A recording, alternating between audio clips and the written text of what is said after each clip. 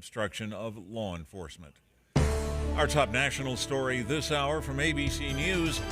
A Russian missile attack hit a hotel in eastern Ukraine where foreign journalists were staying. A safety advisor to the Reuters news agency there was killed. Now, Ukrainian President Volodymyr Zelensky saying he wants more help from the West to defend against these massive Russian aerial attacks. Your money at this moment, the Dow Jones average up but just barely 5 points. The NASDAQ is up right now about 40. And our KSL weather, a beautiful sunny day today, tomorrow, the next day. That's coming up. KSL News Time 101. We hope you have the right app on your phone for news. You probably have dozens. But the KSL News Radio app, well, it makes our live stream super easy. Plus, our talk shows are right there as podcast for your workday. That's the app for KSL News Radio. Looking for a beautiful and functional upgrade to your home? 3 Day Blinds has you covered. At 3 Day Blinds, our free in-home design consultation makes it easy. A 3 Day Blinds design expert will help you find the window treatment solution that works best for your home's needs and style. We bring the showroom to you with loads of samples, giving you an idea of how different fabrics look in your home. Your designer also provides expert measurements and helps coordinate installation. Book your free in-home consultation by visiting 3dayblinds.com. Take control of your window treatments with Motorized by 3 Day Blinds. Whether you're at home or on vacation, you can operate your window treatments with the touch of a button using the 3 Day Blinds app. 3 Day Blinds has specialized in window treatments for more than 40 years, and it's the name people trust. At 3 Day Blinds, we have stylish and functional window treatments for any occasion. For your free custom same-day quote, schedule your free in-home design consultation now at 3dayblinds.com. That's 3dayblinds.com. Trail mix, beef jerky, mixing all the soda flavors at the gas station soda machine. Snacks are better on the road. The gas is better when it's top tier. And the pit stop is better when there's a dinosaur there. Love the filler moments at a Sinclair gas station near you with DinoCare, our top-tier gasoline. Some sweet and salty snacks for the commute, and a big green dino for the memories. Find a gas station near you at sinclairoil.com. Sinclair, fill up your life. All right, football fans, it's time to tackle blood shortages. How can I help out? Call ARUP Blood Services to donate. You don't have to be a Cougar, Ute, or Wildcat. Just a UtahBlood.org fan. Help ARUP tackle Utah hospital shortages. Local patients need you to donate. Plus, there's all kinds of cool things ARUP has to thank you. Amazon gift cards, a rowing machine, a drone, spirited teas, a smoker, a barbecue, and a paddleboard. Team up to tackle blood shortages this August with ARUP. Why choose a Sleep Number smart bed? Can I make my side softer? Can I make my side firmer whenever I want? Can we sleep cooler? Sleep Number does that. Cools up to 8 times faster and lets you choose your ideal comfort on either side. 94% of Sleep Number smart sleepers report better sleep. And now, during our biggest sale of the year, save 50% on the Sleep Number limited edition smart bed. Plus free home delivery on select smart beds when you add any base. Ends Labor Day. To find a store near you, visit sleepnumber.com. Hey everyone, it's Ted from Consumer Cellular, the guy in the orange sweater, and this is your wake-up call. If you're paying too much for wireless service, you don't have to keep having that nightmare. Consumer Cellular has the same fast, reliable coverage as the leading carriers for up to half the cost. So why keep spending more than you have to? Seriously, wake up and call 1-888-FREEDOM or visit consumercellular.com. Savings based on cost of Consumer Cellular single line 1, 5, and 10 gig data plans with unlimited talk and text compared to lowest cost single line postpaid unlimited talk, text, and data plans offered by T-Mobile and Verizon January 2024. Traffic and weather together, brought to you by Sinclair's DinoPay app. Save up to 20 cents per gallon. Here's Michelle Rowe. Well, I-15 is running smoothly out there, seeing good speeds all the way from Ogden and beyond, headed down into the Santaquin area. Now, if you're over in the Summit County area, we do have some slowdowns over there on SR32. This is between Francis and Jordanelle Reservoir. Michelle Rowe in the KSL Traffic Center. Sunny skies with highs in the mid-80s for the next couple of days, and then highs warm back into the 90s for the weekend. And right now we're at 81 degrees and sunny. I'm Dan Bomas from the KSL Common Spirit Health Studios. Listen online at kslnewsradio.com. We're Utah's news, traffic, and weather station. Inside Sources. Inside Sources. America's voice of reason. Boyd Matheson on Utah's home for elevated conversation. Inside Sources on KSL News Radio. Welcome to Inside Sources. We're filling in for Boyd Matheson today on a special edition of Inside Sources. I'm Adam Gardner here with Leah Murray. She is a good friend and also my former college professor. Now I feel really old. So she can see how far I've fallen. No, you're doing the good work. You're absolutely doing the good work. And we're having so much fun. We love getting to fill in for Boyd. Normally we host KSL at night and we have it. It's a recorded show in the afternoon and it airs at night. And we have a lot of fun doing that. It's a little more raucous. And here it's live and it's much more fast-paced and really fun to get to see how all of the professionals and our producers here at KSL News Radio, and they do such a fantastic job getting stories for us and helping us out. Do you feel like, because we're filling in for Boyd, I feel always it's my job to try to aspire to be more, do you know what I'm saying? Like Boyd, right? Yeah. So how you said KSL and I can be a little raucous, and I feel like when I'm sitting in on Inside Sources, I try very hard to be the best behaved version of Leah Murray that shows up. So you're totally right. The difference is Boyd wears a suit and tie and his hair is very coiffed and he looks very nice, and I am bald and wearing shorts. And so I don't know if that's a disservice to Boyd, and I want to publicly apologize on the air. I feel like you got to dress the part or something. Yeah, maybe so. We're going to get right to it. We're talking about the new cell phone policy that was unveiled yesterday. Senator Lincoln Fillmore, my senator, is going to be the bill sponsor of this. And this is kind of interesting, Leah, because as we read all the stories that have been reported about this, a lot of districts kind of have their own policy on the subject, and where do parents stand, and are parents involved in this decision? Are they upset? Are they angry? Are they asking for it? Are they pleading for it? And so we kind of have a real expert on this subject. Emily Bell McCormick, she's the founder and president of the Policy Project. If you don't know the Policy Project, they have been involved in a lot of really cool initiatives in the last couple of years since Emily founded the organization, the Period Project and others. I was going to say, it's like making sure that kids have a, safe environment to learn. Does that make sense? The Period Project just so resonated with me a couple years ago, Adam, because it's like, as a girl, right? It's taking care of little girls in school. It was so awesome. And so they've kind of shifted gears, like protecting kids, I think, in a different way. Emily, thanks so much for joining the show. Oh, thank you so much for having me. Okay, I want to get right into it. You have, first of all, what prompted the Policy Project to kind of pick this issue out of everything going on? Why hone in on this issue?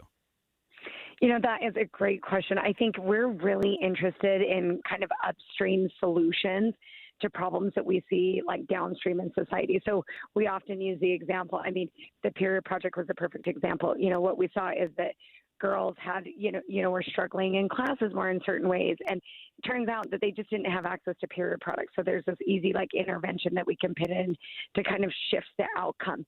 And did the same thing with this idea of teen centers, which is we kind of dealt with kids experiencing extreme poverty and making sure that at school they're able to take a shower or get clean so that they can pay attention in class.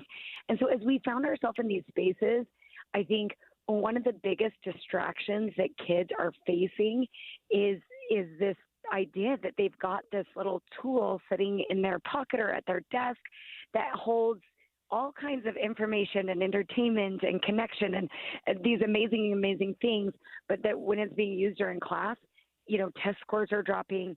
The outcomes are really, really bad on the latter end of life. So when you look at how it impacts their social outcomes, they're not learning as much to talk with people, to eye-to-eye contact, some of those things, in addition to mental health things. We know that especially girls are really, really struggling because of the amount of exposure that they have to phones and this constant social media stream and these kinds of things. And so I think what we realize is we're seeing other states do this, and it really should have happened 5 years ago. We weren't there then, but we're here now, and it's time to just say, hey, there are some appropriate places for cell phone use, and there are some inappropriate places for cell phone use. And definitely, y'all are kids. You're in school. We want to keep you safe. We want to keep you focused and give you the best chance at learning while you have it, while you're young. All right, so we are having a conversation with Emily Bell McCormick, the founder and president of the Policy Project, about a new Utah bill that would institute statewide bans on cell phones in public schools. Something like, and I want to say it's a draft of the bill, right, Adam? So it will kind of move throughout the session. But it says local education agencies could create policies to exempt their schools from the statewide prohibition. So it sounds like maybe we're landing on making the default position, right? Just nobody has cell phones. So Emily, I'm a mom, right? I've got kids in high school. I can't agree with you more. I do no device dining in my household. So when there is a meal happening, phones get put away, right? Like, so I've got, like, I love how you talked about it. There's a time and a place for these devices, right? And we use them at certain times. Can you talk to me about if we do a ban, if a parent is kind of worried about, you know, we're all worried about something horrible happening in a classroom, or, you know, maybe your kid absolutely needs you, right? We want them to be able to get in touch with us. What do you say to parents who might be worried about schools making it harder for children to get in touch with them during an emergency? Yeah, that is, another great question, because I think we've all gotten used to it. It's not just a kid problem, right? The problem is on the adult side, too. I know this. I'm completely guilty of it. Texting my kid like, hey, come out. I'm here for your dentist appointment. Can you get outside right now? You know, just like the conveniences. But also that safety component is one that we're hearing quite a bit about. You know, we live in an age where there are, you know, some threats that we didn't deal with when I was a child. You know, threats are scary things about shooters, or, you know, some of these like difficult things happening in the world. And I think, you know, there are a few different arguments for this. And the one that I have found the most compelling is that, you know, a psychiatrist up at the University of Utah, the Mental Health Institute there, just said the risk of having a cell phone and the things that our kids are facing from constant exposure to social media, to like having this little device constantly with them and ever present, are actually so much greater than the likelihood of a really traumatic event occurring. And so to keep that in mind, another piece of that is that when there is an emergency, if there is something that is desperate that's happening in the school, the outcomes are best when kids are focused on the leader, who would be the teacher in the classroom, who has an organized method of dealing with whatever is going on. And so giving our kids that chance to be present and to pay attention to what's happening. Now, there are the other things, and there will always be exceptions for them. If your child has diabetes, or, you know, a healthcare or mental health issue where they're going to need access to those phones, there are exceptions for that. And then one other piece that I just wanted to mention is the interesting thing about the way that we're doing it here in Utah, it's really just like flipping the standard here. So right now, Utah hasn't really said anything about cell phones. So right now, schools are just making decisions. Like, by default, kids are allowed to have cell phones in their classes, right? And so this really just flips the norm to, hey, by default in Utah, we're not having kids have phones in the classroom. We're not doing that here. If your school or district decides that it's important to you, or you have an extenuating circumstance, or there's some reason that your district feels otherwise, you can always shift that. So there is this big element of local control to kind of recognize that different regions in Utah, you know, have different needs. That was Emily Bell McCormick, the founder and president of the Policy Project, talking to us about the new cell phone policy bill that's going to be coming out next session. Emily, thanks so much for being on the show. I'm really impressed with how they were able to find this middle ground of a state policy while still having local control. I think they're doing it the right way. It'll be interesting to see how parents start to voice their concerns, whether support or whether they're against it. Stay with us on Inside Sources. We're going to be talking, shifting gears a little bit to foreign and national politics, where we're going to be talking about Afghanistan and the withdrawal that has led to a big campaign issue. Stay with us.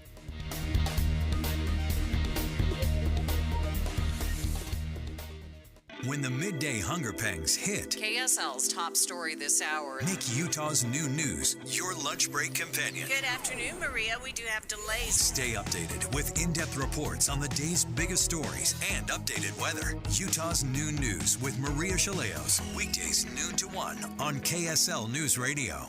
When you crash your car, you get it fixed. When your computer crashes, you get a new one. But what will you do if you've been saving in a 401k or an IRA and the market crashes? If you're in your 30s or 40s, you'll be just fine. But if you're in or near retirement, you could be in trouble. Mike Stevens and his team at Capital Wealth Advisors are here to help. They can run a risk analysis to see if you're too heavily invested in the market. Don't let the ups and downs of Wall Street control you or your retirement dreams. Call 801-210-5500 today to schedule your risk analysis with Mike Stevens and the team at Capital Wealth Advisors. That's 801-210-5500. Crashes happen. Question is, are you ready? Capital Wealth Advisors, 801-210-5500. Investing involves risk, including the potential loss of principal. Advisory services offered through Capital Wealth Advisors, LLC, a state of Utah registered investment advisor. Hey, this is Dan, the laptop man from PCLaptops.com. I've been advertising with KSL Radio for decades now, and radio works. With all the clutter on social media, radio cuts through all the noise and gets directly into your customer's brain. If you're a small business and want to reach the local audience here in Salt Lake City, KSL Radio is the way to go. If you'd like to know more about the benefits of advertising with KSL News Radio, email Stephanie Palmer at spalmer@ksl.com. Well, I've reached another milestone on my journey with soda weight loss. It's 6 months since I hit my goal and let go of 70 pounds of fat weight. And in those 6 months, I've managed to keep it off and still enjoy all the benefits of my journey, including a new wardrobe, a new sense of self-confidence, and most important of all, a set of new habits that are healthy and that will last me for the rest of my life. This is what makes soda so amazing. Of course, it's spelled S-O-T-A. I've now been enjoying the benefits of soda weight loss longer than it took me to let go of the fat in the first place. So think about, where do you want to be in 4 to 5 months? Start the program now and you could be down 50, 60, even 70 pounds by the holidays. Imagine showing your family and friends the new transformed you at Christmas. Check them out for yourself. Go to sotaweightloss.com. That's sotaweightloss.com and see for yourself why soda is #1 for client results and client satisfaction. SOTA stands for, say it with me, state of the art.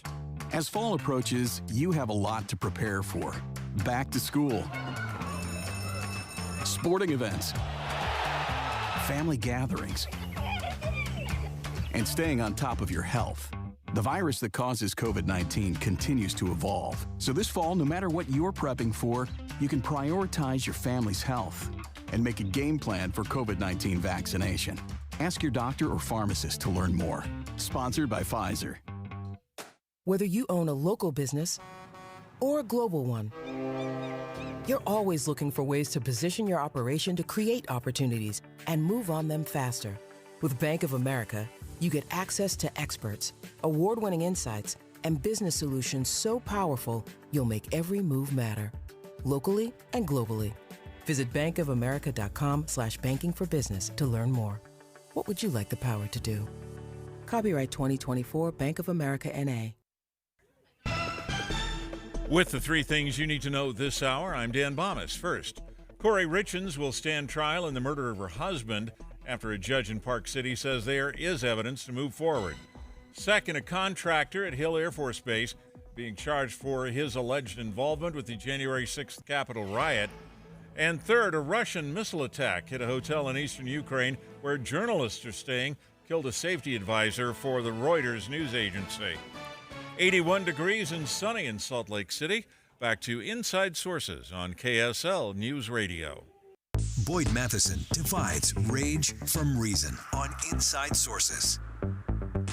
Good afternoon. If you tuned in to listen to Boyd Matheson dividing rage from reason, he's not here today. So you've got me, Leah Murray, subbing in with my good friend Adam Gardner. And I think we are doing well to be on our best behavior. We've been on one segment. We'll see how it give goes. It time. Okay, yeah, we might get into trouble. All right, so let's have a conversation about international politics. The third anniversary of the Kabul airport attack has reignited political tensions in the United States. Republicans are targeting Vice President Kamala Harris over the chaotic withdrawal from Afghanistan. And anyone who can't remember, this was 3 years ago, major, I would say, polling for Biden was like here, and it dropped right like after this. So this was a major flex point, if you will, for the Biden administration. People criticizing him and his administration's handling of the pullout. And now 3 years later, we are talking about it maybe becoming an election issue this November. To kind of dive into this with us, we've got John Donnelly, a senior writer at Roll Call. Welcome to the show.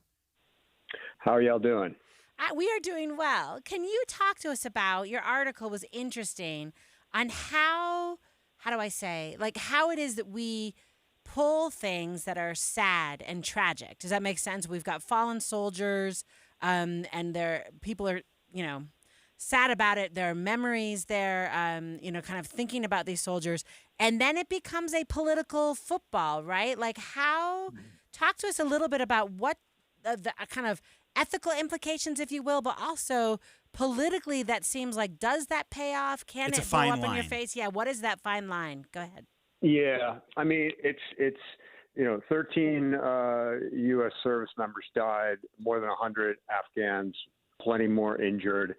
It was by almost every account a botched withdrawal, and you can look in retrospect and say, or even at the time, and say things that they should have and could have done differently. And it's understandable why people would get passionate about service members, losing their lives in a situation like this. But, then again, it's not in an ideal world, I guess we would all, gather around and have a solemn moment of remembrance. But it's also, I think, fair game. If to the degree that civilian leaders need to take responsibility to point out, what might have been done differently, and in some cases, make a political point about it. And that's exactly what is happening right now, especially yesterday on the third anniversary. Republicans had a coordinated effort to, spotlight the botched withdrawal. President Trump went and laid a wreath on graves at former President Trump laid a wreath on graves at Arlington National Cemetery. He later gave a speech at the National Guard Association of the U.S., where he, sought to, cast blame on not just Biden, but also Vice President Harris for how that all played out. And so there's definitely an attempt by the Republicans to pin this on Harris. Is it fair? The vice president has there's no indication that Vice President Harris tried to steer Biden to do anything differently than he would have done himself, right? So whether she had any kind of, unique imprint on this policy or the strategy and how it was carried out, it doesn't seem like it. But, she was part of the administration, and I think it's fair to say that they should take responsibility for it. Now, it gets a little bit problematic when President Trump says, it wouldn't have happened. It would have gone perfectly, basically, on my watch if I had been president at the time. There's no way to prove whether that's true or disprove it, right? But that's the claim that he makes. Okay, so the actual withdrawal and the drawdown of troops started with President Trump. He didn't do the pullout. He did not. So the actual evacuation. And I think the real tragedy here, obviously, the tragedy of the 13 service members who died was there were hundreds of families and interpreters and Afghans that lent their services to the American soldiers, and we left them. Left them in the cold. And I look at the news lately that you guys have been covering as well, where the Taliban has now banned women from speaking or singing in public. And I'm like, oh, this is just like devastating. We just kind of left. I want to switch gears a little bit where Trump actually had some of the families, these Gold Star families, on stage and speaking at the Republican National Convention. I was there. It was actually probably the only moving part of that convention. And he has reached out and spent a lot of different times with those families. And all the families kept saying is Biden has never reached out. Kamala Harris has never reached out to us. So we've never met them. The only time they met him was at Dover Air Force Base when their kids' bodies were coming home. Is this an oversight by the Kamala Harris campaign, or is it just too late now politically to try and make that up? Well, I don't know for sure that, maybe some of the families said that they haven't heard from Biden. That doesn't mean that none of the families have heard from Biden or Harris. So I don't know for sure about that.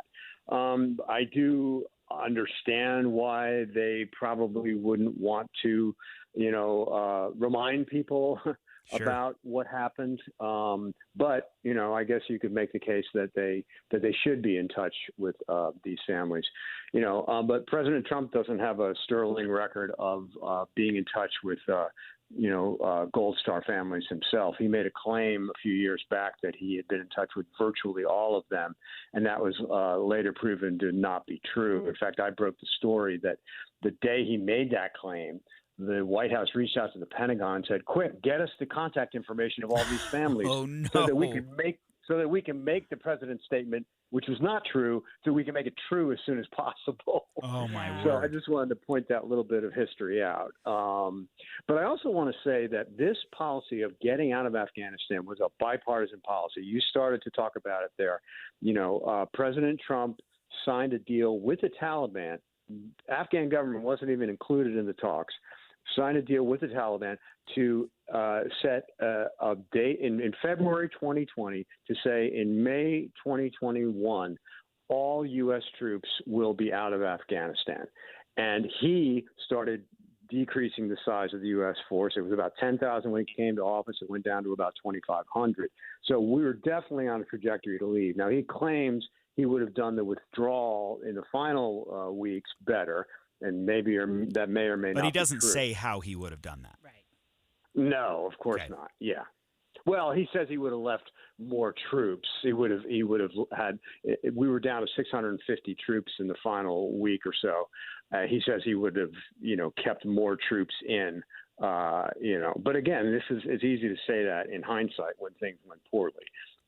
So let's talk about real quick, and we've got just a minute left. I like how you said earlier, we need to assess blame, right? Like people have to take responsibility. By all accounts, it's a botched withdrawal.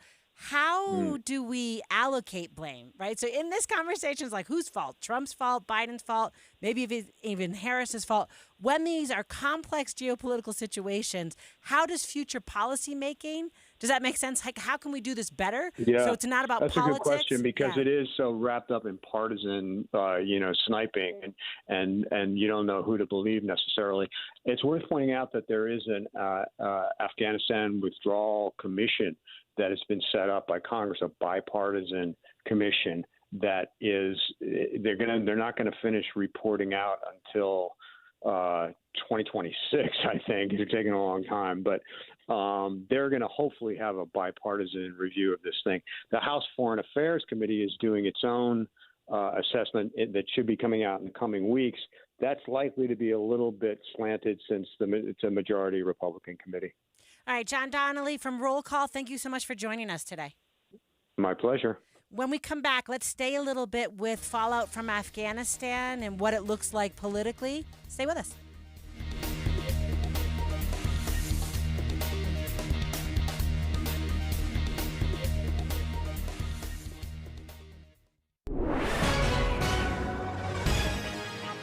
It's 1:30 at KSL News Radio. I'm Dan Bomas. KSL's top local story this hour. Workers at the Salt Lake City VA hospital now working to accommodate hundreds of veterans after a water pipe broke in the building and flooded part of it. Executive Director of the Salt Lake VA Healthcare System, Dr. Angela Williams, says they're now trying to move hundreds of veterans' appointments to other buildings, clinics, and to telehealth. It's important for us to get fully functional as quick as we can because we want to make sure that they're receiving the care they deserve. But more importantly, we provide better care within the VA system. Dr. Williams says they don't know yet how much it'll cost to repair the damage. That could take 2 to 3 months before everything at the hospital is running normally again. Our top national story this hour from ABC News.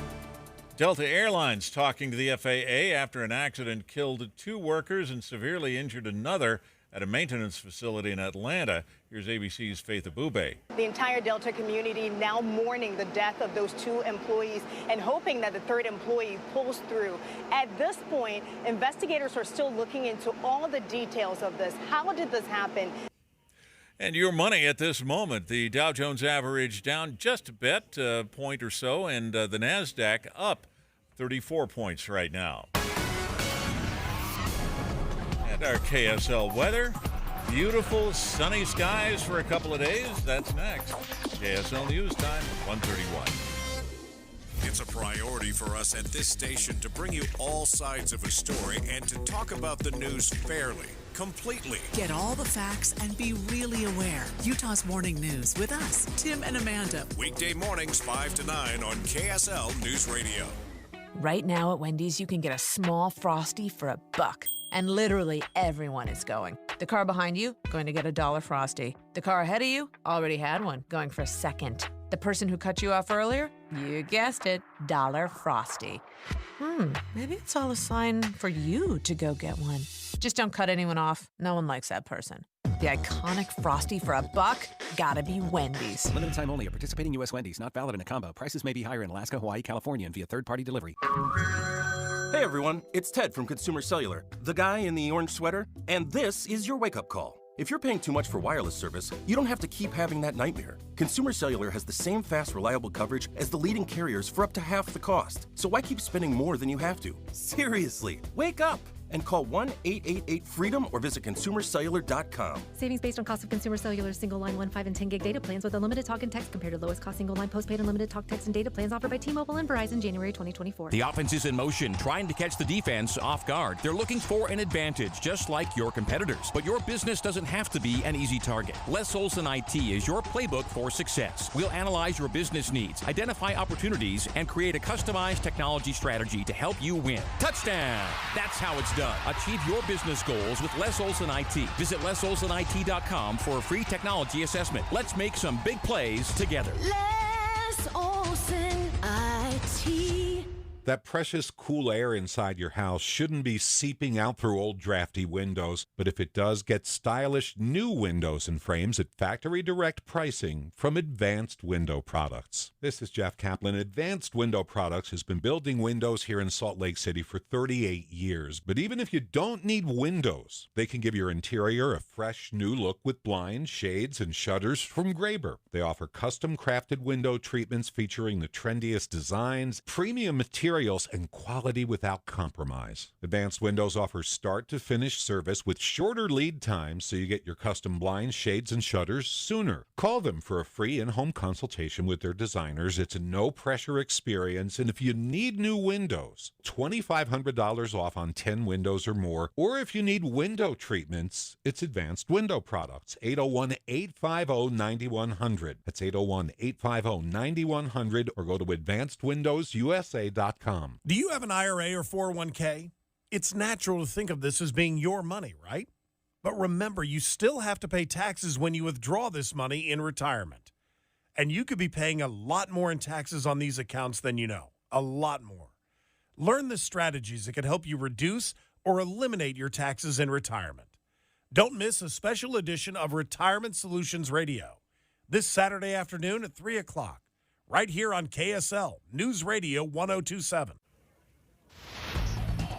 Traffic and weather together brought to you by Sinclair's DinoPay app. Save up to 20 cents per gallon And here's Michelle Rowe. US 40 is closed to traffic at 1500 South in Vernal. This is due to a serious crash southwest of Vernal. Traffic is forced to turn onto 1500 South, and utility work continues in Clinton at 1800 North and 2000 West. Fill up your bucket list in Box Elder County. History, recreation, wildlife, excellent dining, and shopping await you. Learn more at visitboxeldercounty.com. Sponsored by the Utah Office of Tourism. I'm Michelle Rowe in the KSL Traffic Center. Our KSL weather's sunny with highs in the mid-80s through the next couple of days or so, and then highs warm back into the 90s for the weekend. 82 degrees and sunny right now. I'm Dan Bomas from the KSL Common Spirit Health Studios. Listen online at kslnewsradio.com. We're Utah's news, traffic, and weather station. Inside Sources. Inside Sources. America's voice of reason. Boyd Matheson on Utah's home for elevated conversation. Inside Sources on KSL News Radio. Welcome back to Inside Sources. I am Adam Gardner here with Leah Murray. We're going to try and keep that conversation elevated as Boyd would have wanted. That made it kind of sound like a eulogy. I was going to say, he is not dead. He's just on vacation. And Boyd is just one of my favorite people, and we're going to try and stick to his his format a little bit. And our producers have been fantastic in helping us get some of the best stories here. And most recently, we just finished up talking about kind of the disastrous Afghanistan withdrawal. And I watched on the anniversary. I was scrolling through Twitter, and I found just the old videos. Just from 3 years ago at Abbey Gate and the bombing, and you could see mothers handing their babies, literal babies, to soldiers standing on top of the wall. And this, the image I have in my head is of a soldier just grabbing the leg of the baby like it was a package, and just bringing it up and handing it to someone behind him. Didn't look back to see who was grabbing the baby, just handed it back. And I just remember thinking, these images are going to kind of live in our memories for a long time, exactly like the chopper at the fall of Saigon. Yeah, that's right. In the 70s. I have the exact same thought, It is Adam. the same images to me, and they're harrowing. And yeah, you know what? This should be part of the conversation for this election. One, we should find out whose fault it is. And it's interesting because we're in a situation where it's kind of both their faults. Trump did the disastrous withdrawal and actually signed negotiations with the Taliban, and his conditions, maybe this is the art of the deal here, but the conditions were, don't fight us for 2 weeks and we'll get out of your country. And they said, okay, we'll stop fighting for 2 weeks. And we dramatically drew down our forces and then finish it off with Biden doing the final withdrawal. We left so many people there. It was a disaster. And so we should be having this conversation. I'm so glad we had John Connolly on from Roll Call to talk about it. And now to the same subject, but just a different facet here. We have Governor Spencer Cox visited Arlington National Cemetery with former President Donald Trump on Monday morning to pay tribute to the 13 U.S. service members who died 3 years ago. And so there is we're going to talk a little bit with Brigham Tomko, a staff writer on politics for the Deseret News, and he covers Utah's congressional delegation, the governor, and the state legislature. He's busy. And he's very good at what he does. Him and Sam Benson are a great team. And we're going to talk about a new poll that came out by the Deseret News, Hinckley Institute of Politics, that shows that a majority of Utahns approve of the governor's decision to endorse the former president. Brigham, thanks so much for being on the show. Yeah, thanks for having me. I mean, that was an interesting moment to have between Utah Governor Spencer Cox and Donald Trump yesterday morning, being together for the first time for kind of a photo shoot type scene there in Virginia. So tell us why. What makes it interesting? Well, I'm not sure that Trump would have allowed that scene to take place if Cox had not done an about-face a month or two ago and endorsed Trump for the first time since Trump has been running for the presidency. Yeah, so can you talk to me about that a little bit? So in your article, it says 58% of registered voters approve, the exact same percentage that voted for Trump in 2020. So a little bit, it's like Trump voters think it's good that Governor Cox endorsed Trump, and I think that 58% will probably vote for Trump again this time at least. So can you talk to me about, how do I say, that doesn't, like, what does Governor Cox need that would cause him to need that photo shoot? Does that make sense? Like, it feels like, I don't know what needle's going to be moved on behalf of Trump or not. Like, they're going to like him, and the people who like Trump like that Cox did that. A little bit, I wonder, does Cox lose because people who don't like Trump in the state might not like that he endorsed him? I'm just kind of wondering, where is Cox, calculus, if you will, on being in a photo op with the former president yesterday? It's interesting you use that word, calculus. Just after that letter Trump wrote to Donald Trump with his endorsement became public, I asked Governor Cox, what were the political calculations when you decided to endorse Trump after saying you weren't going to vote for him, after criticizing him for the last 8 years?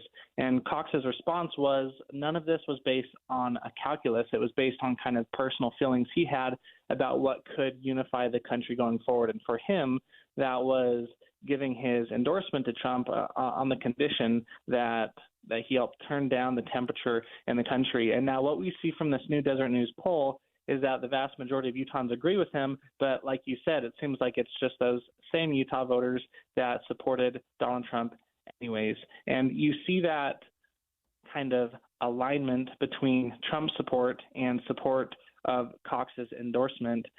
When you break down the poll a little bit and you see that 34% of Utah voters strongly approve of Cox's decision to endorse Trump, and that lines up almost exactly with the percentage of Utahns that have a very favorable view of Trump. So there seems to be lots of overlap there. Okay, so first of all, do you have any intel of how this photo op or this wreath laying, which, by the way, if you've ever been to Arlington National Cemetery and seen a wreath laying, it's amazing. It is a very humbling, very cool experience. Do you have any intel on how this came about? And were other governors that had, so Utah lost a service member is one of the 13. Were other governors that had service members from their states, were they there? Were they invited? Do you tell us kind of situational awareness? My understanding is that it was a unique event with President Trump and some of the victims or relatives of the victims of that fateful day on August 26, 2021, so just over 3 years ago.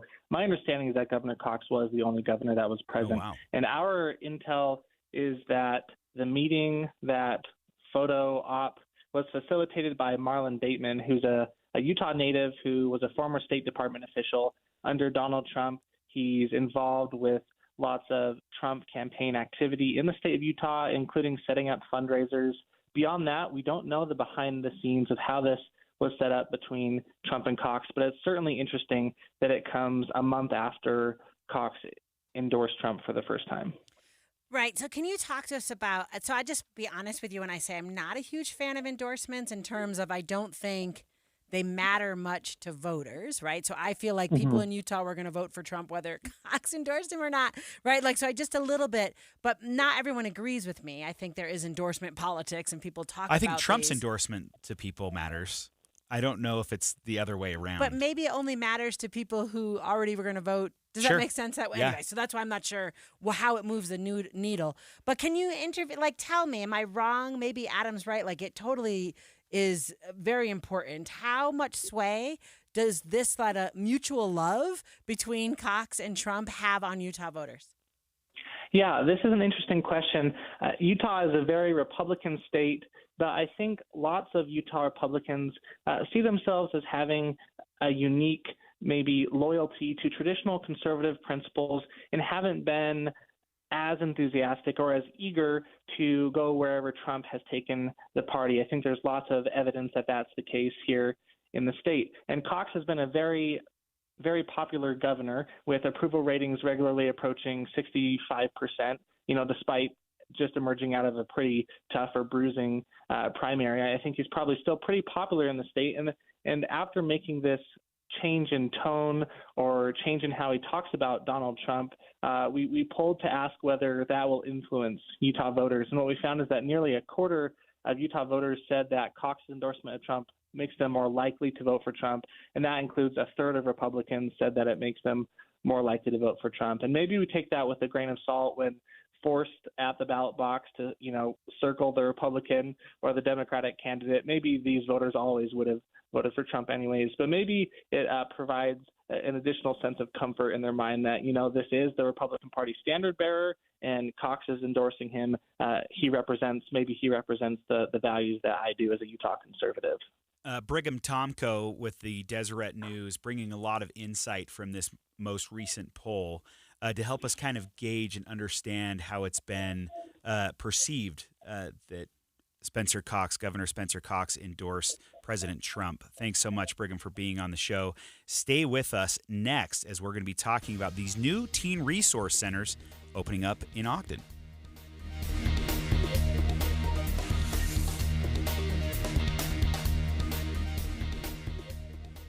You trust us for news and information in your car. Now trust us at home. KSL News Radio has you covered, keeping you informed on the latest breaking news, weather, traffic, sports, and more. Listen on your Amazon Echo or Google Home device. Just say, Alexa, open KSL News Radio, or listen on the KSL News Radio Listen app. Text the word app to 57500. KSL News Radio. We have you covered. Let's face it, nothing makes you look older than you really are than thinning hair. But what if you could not only increase your hair count, but promote new hair growth without surgery, without drugs with potential side effects, and without a prescription from your doctor? Well, now you can, thanks to a breakthrough new supplement called Hair Grow, provided by New Nordic, the #1 supplier of dietary supplements in Europe.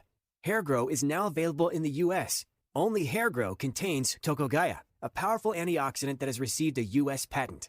Multiple clinical studies show Hair Grow is safe and effective in promoting new hair growth. In one study, 95% of the patients using Hair Grow saw increased hair count. Don't lose more time and more hair. Try Hair Grow today to feel and look your best. Available online at Amazon, Walmart.com, and NewNordicUSA.com, or in stores at your local CVS. Look younger and feel more confident with Hair Grow by New Nordic at NewNordicUSA.com, or in stores at your local CVS. None of these 7 people scored the winning touchdown in last year's championship game. None have gone into space or gone on tour with Taylor Swift. Yet 7 special people in the community deserve your attention. And September 7th at the Utah Valley Convention Center, starting at 6 p.m., you can give it to them. Join Community Action Services and Food Bank in celebrating the contributions of 7 extraordinary members of the community. Then see the premiere of the Food and More Store, a pop-up giving experience you can only experience at this event. Plus, you'll have the chance to peek inside their new mobile food pantry. Dinner, live music, entertainment. Get details now on how you can be a part of this exceptional community night. Visit CASFB.org and learn more about the evening, the individuals being honored, and how to be there to take it all in. CASFB.org. Community Action Services and Food Bank, providing food and more to neighbors in need in Wasatch, Summit, and Utah counties. Have you lost weight in the past but gained it all back and more? We know the secret to losing weight and keeping it off long-term without drugs or injections. At SaltLakeCityFatLoss.com, many clients lose 20 to 30 pounds in a month or two, or keep it off without prepackaged meals, no exercising, no hormones, no injections, no drugs or surgery. Go to SaltLakeCityFatLoss.com now. I'm Maria Chaleos. I know Salt Lake City Fat Loss is the key to losing weight fast. I've now lost 38 pounds with the help of Salt Lake City Fat Loss, 25 of that in the first 60 days. No rigorous workouts, injections, or prepackaged meals. Save $200 now at slcfatloss.com. To learn about our program, go to SaltLakeCityFatLoss.com and schedule your free private phone consultation. Our staff will walk you through our entire program, talk about your health goals, and see if it's a good fit for you. Call 801-450-1882 or go to SaltLakeCityFatLoss.com to schedule your free phone consultation now. That's SaltLakeCityFatLoss.com. Results may vary. Getting help with plumbing repairs is easier than you think. All you have to do is call Any Hour Services or schedule an appointment at anyhourservices.com. No one helps more homeowners than Any Hour Services. Dave and Dujanovic. What our listeners need to know is what's going on behind the scenes. We hold weekly meetings on how to do our jobs as talk show hosts, as journalists, better than we did them yesterday. There's some very conservative voices. There's some very liberal voices. But there is space for both. And we're not at each other's throats. We're not yelling at each other. We're having a discussion. Listen for Dave and Dujanovic 9 to noon on KSL News Radio. With the three things you need to know this hour, I'm Dan Bonas. First, Delta Airlines talking to the FAA now about the incident that killed 2 workers and injured another at a maintenance facility in Atlanta.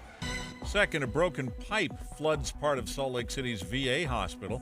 Workers now moving hundreds of appointments to another building. And third, healthcare professionals seeing a rise in counterfeit car seats. 82 degrees and sunny in Salt Lake City. And back to Inside Sources on KSL News Radio. Get deeper insights on the news from Inside Sources. And welcome back to Inside Sources. You're here with me, Leah Murray, alongside my good friend Adam Gardner. And I think we've had some good conversation. I'd like to bring it super local. I live in Ogden, so this is super local for me. And it is teen resource centers in Ogden. Adam, lots of kids are going back to school the last couple of weeks. All of our students in the state of Utah heading back to K-12.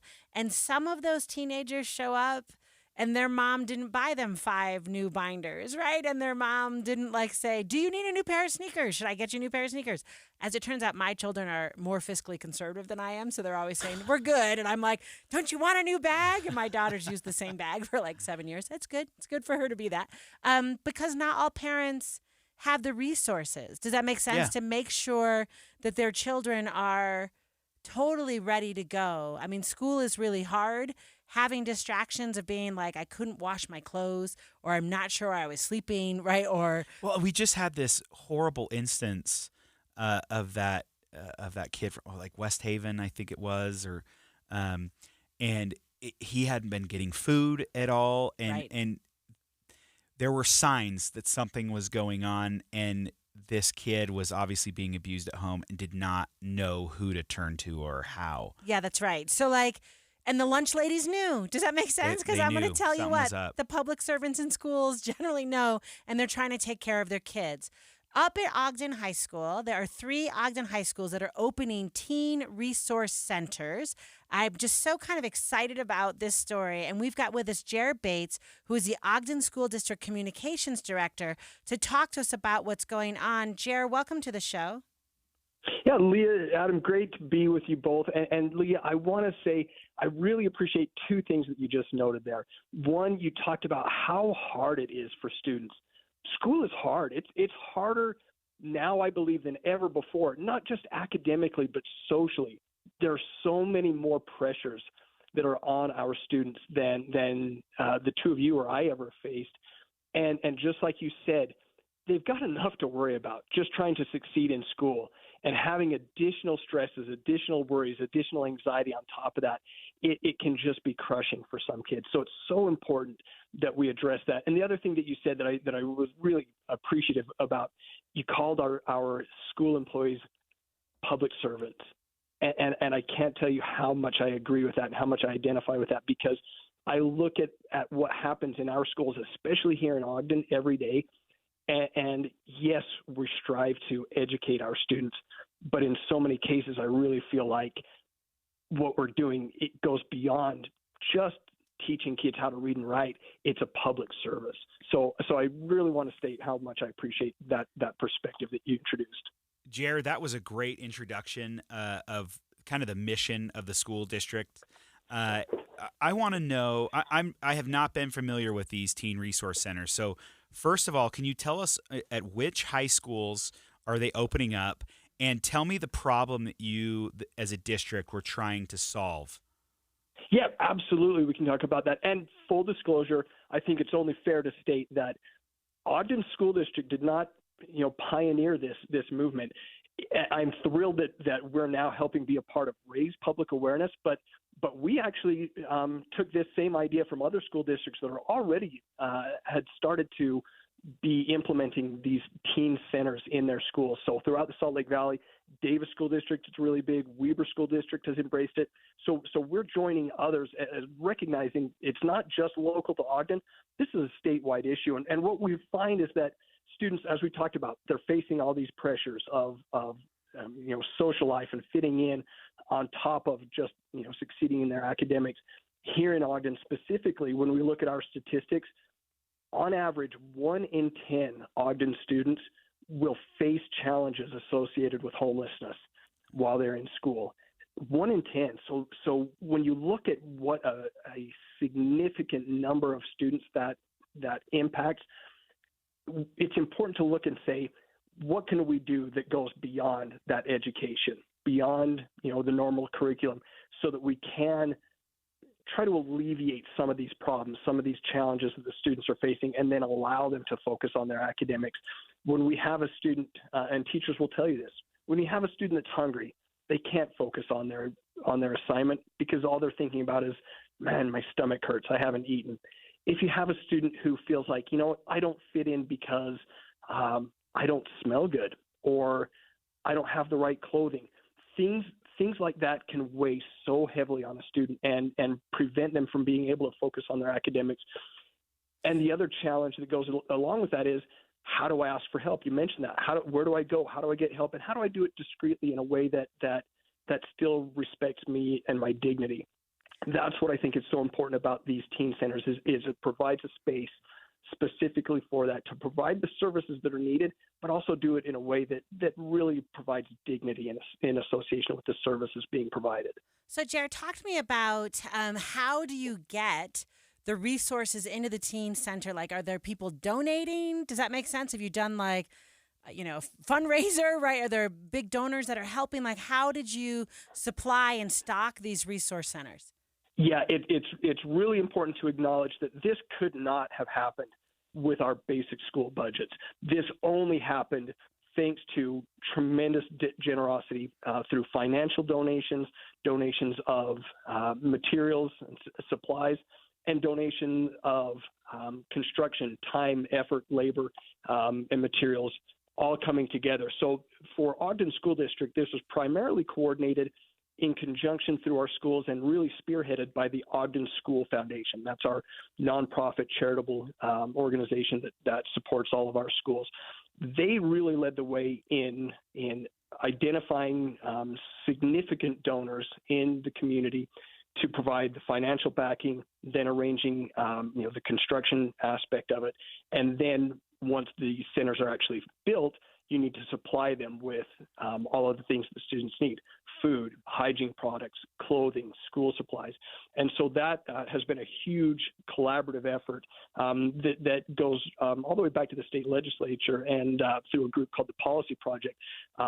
We actually just had their president, Emily Bell McCormick, on the show for a segment. So that's a fantastic group, and could not have done this without them. So that got things established. We've got endowment funds in place to help keep things going. But ongoing here in Ogden and across the state, schools are going to continually need support, whether it's volunteer services, donation of supplies and goods, food, clothing, like I mentioned, or financial support. So it's an ongoing need that is going to continue to exist all across the state. Okay, you mentioned that there are folks out there that could donate kind of to their local resource center. We only have about 30 seconds, maybe even less. Where do we go to make those donations? And you mentioned that there's construction. Are these not in the schools? They're outside of the schools? Are they somewhere else? Are they on the property? Sorry, I'm asking you a bunch of questions. You don't have very much time. Great questions. I know we're short on time. Real simple, OgdenSchoolFoundation.org. That's the place to go to find out more information about the centers and to make donations. OgdenSchoolFoundation.org, or of course the district website, OgdenSD.org.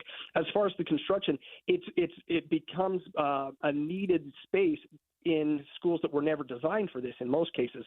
So schools are having to renovate and retrofit pre-existing spaces to suit this very specific and important need. Now, in our new construction at OTech High School that just opened, brand new building, beautiful, it was able to incorporate that into the design. But at Ben Lomond High School and Ogden High School, we had to retrofit existing spaces for a very specific purpose. All right, Jared Bates, Ogden School District Comms Director, thank you so much for joining us today. Thanks, you guys. Adam, let's come back and talk about some national political news. Stay with us.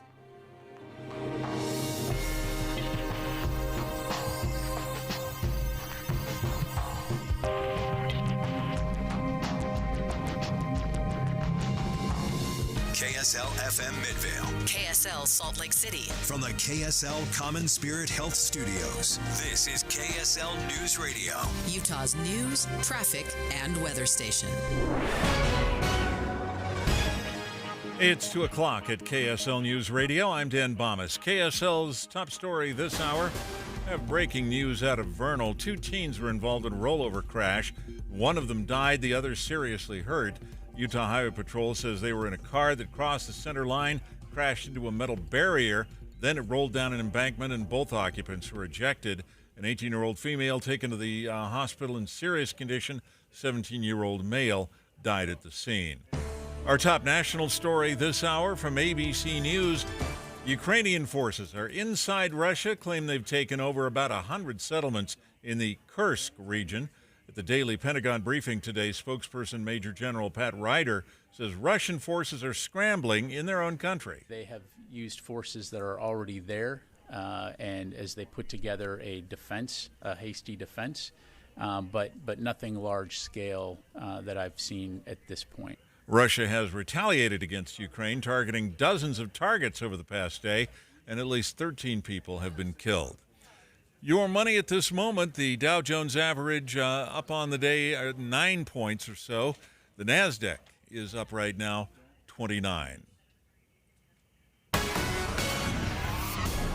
And our KSL weather, lovely late summer weather for the next couple of days. That's next. KSL News Time 2:01.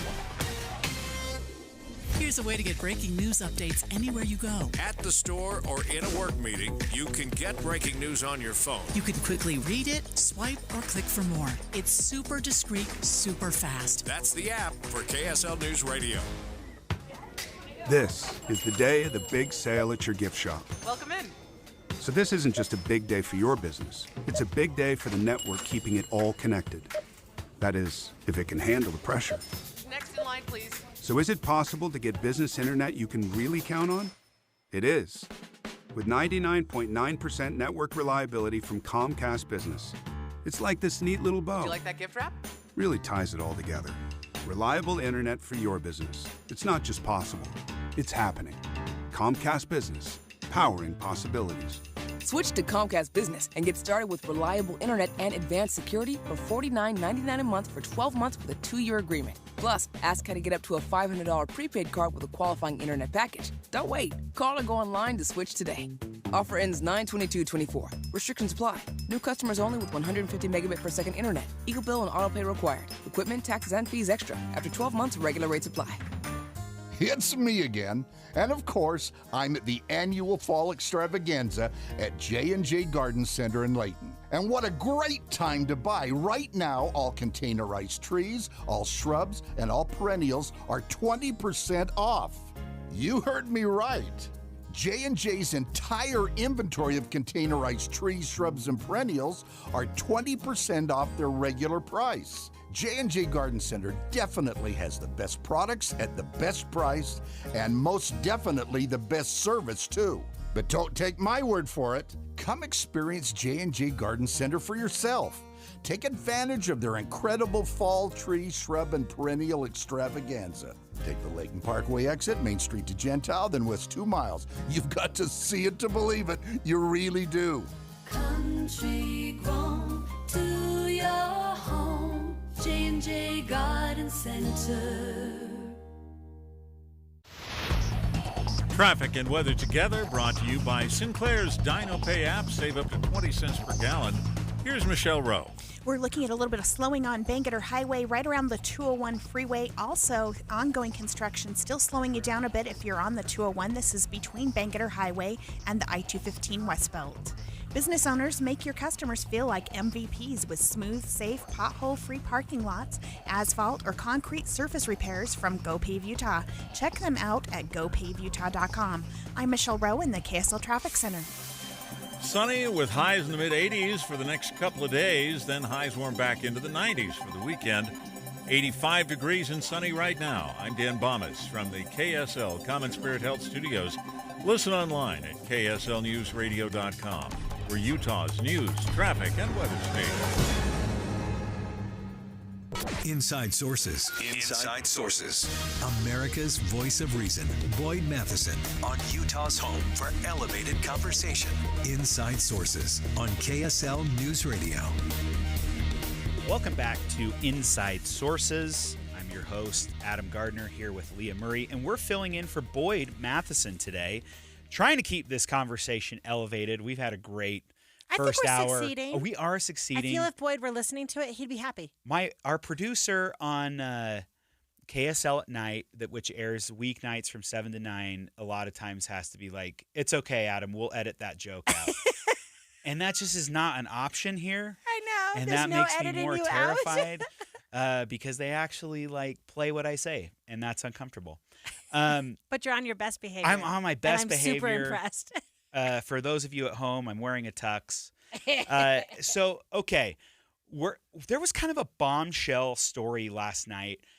I saw it actually on Twitter first, and then started getting some push notifications. And I saw it on Wall Street Journal because I just want all of our listeners to know that I get my information from the Wall Street Journal, and Adam gets it from Twitter. I am a millennial.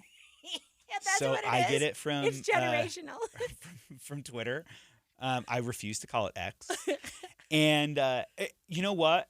And I just started seeing it everywhere from every different type of source.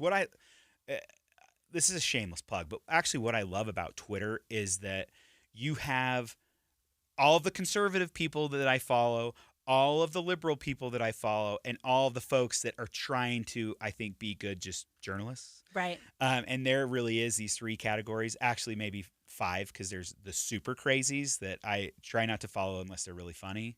Right. And so this story broke where Mark Zuckerberg from Meta, the CEO of Meta, that's Facebook, that's Instagram, that's Oculus, AI, just multi-platform company Meta. We all know what it is. And we all know who Mark Zuckerberg is. He wrote a letter to Jim Jordan, Representative Jim Jordan, a Republican, the chair of the Judiciary Committee. And it was kind of mind-blowing. It was stuff that we all suspected was happening right at the beginning of COVID, this Hunter Biden stuff. A lot of posts just started disappearing, even if they were complete satire. The one that sticks out in my head the most is the Babylon Bee. It's like the Onion for conservatives. Right. And they're both funny if you follow them on social media. And the Babylon Bee's posts just started disappearing after they would make a joke about Hunter Biden, about COVID. And once they disappeared, it was like they never existed. And there was no explanation on Twitter or Facebook. And we'd find out later it was because they said there was misinformation. What was your reaction, Leah, when you read this letter? Was it like a holy cow or yeah? Yeah, but let me ask you first, quick. So in the X universe that you were in, you said there were 5 categories of people. Did this story land in the Venn diagram? And what I mean is not just conservatives were Everybody reacting had to it. Right. Everybody had it. Every outlet had it. It was seen as a really big story, and rightly so. And now that this thing is out there, we're going to see this be maybe another sleeper issue, at least on social media, of the campaign. Yeah. So now, responding to your question, how I reacted. So I'm just going to tell you what. I don't think the government should ever be telling media what to do, because I've actually read the First Amendment, right? So the First Amendment absolutely protects the right to free press. It protects the right to free speech. And they do that not so you can be a jerk, not so you can tell people mean things, but they do it so that you can share political information, because it should not be the case that the only place you get your political information is from the government. That's why it's the first. Yes. I would argue it's a privileged position on purpose, right? That one's there for a reason. We're on the same page. Right. Totally so agree. A little bit when I read this, first of all, my reaction kind of was, duh. We all kind of knew this happened. I was very surprised at the way Zuckerberg talks about not just standing up to the government. Does that make sense? So what I needed Meta to do in 2020 was be like, it's not your job to tell us what's misinformation. It's not your job to tell us what's disinformation. We, given we are a $1 billion company, could hire our own staff and make our own decisions. And at that point, then you could complain. Does that make sense? Yeah. You could be like, I posted something and Meta didn't like it and they took it down. That's private censorship and we can talk about that. But when it is the case that they are in any way bowing to, so you kind of had both stories. There's the Hunter Biden story, corruption in the family. And they were handled differently, I think. They were handled differently. And then there is the COVID disinformation.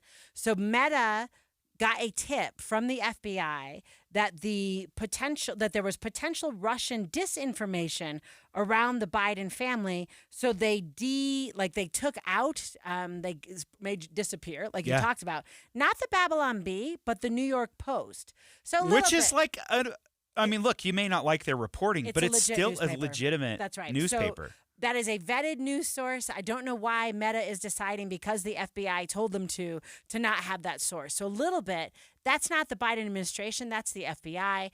But I don't think that's still government to me. Does that make sense? They're all still government, right? And then the other part of the story, and this one maybe I've got more, I don't know. I'm still probably not there, but I can see it.